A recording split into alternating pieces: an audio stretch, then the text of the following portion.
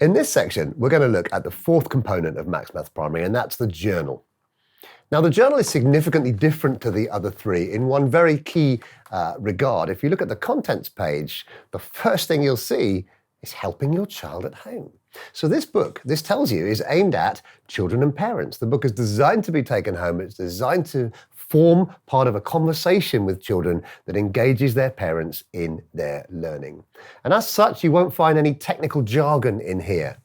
What you will find, though, is the same chapter headings, but you might notice that the sections now are slightly different. There doesn't seem the same minutiae of detail. And that's because there isn't. It's designed to be very straightforward for parents and children for whom English may or may not be their first language. In fact, every section has four key parts. They are always the same to keep it consistent. There's the topic structure, there's the check your maths, there's the practicing my maths language, and there's the from school to home, which gives guidance on how parents might best support their child.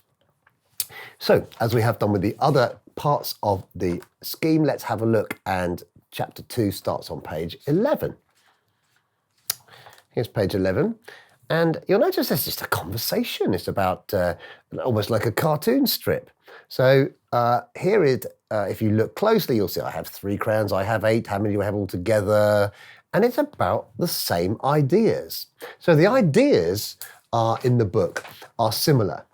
But look, check your maths. Here we go. I've got 8 strawberries and 5 strawberries. I've got 7 balloons and 6 balloons, 12 penguins and 3 penguins. And this is a very simple thing. So parents can look at this with their child and see whether or not their child can understand. Again, very clearly indicated with these purple boxes, very clear. This is where you need to provide an answer orally or even written. Now, this is very, very important. Practicing my maths language. The way we think is by using language. Thinking is effectively a conversation in our head, after all. So a conversation with myself needs language. And so this is a challenge, not a difficult challenge, but a challenge that says, which of these words are about addition? And so you can, parent and child can sit down together and look at these and go, okay, what does that mean? What does that mean? What does that mean? All right. Finally, of course, there is this all-important assessment page, but it's not the kind of traditional assessment that we saw in the workbook. This is a much more meaningful type of assessment. This is about metacognition.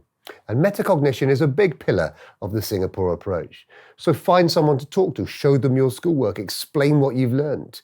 Ask someone at home to help you complete these following. And they're very good questions. What do you like about this? What was hard about this?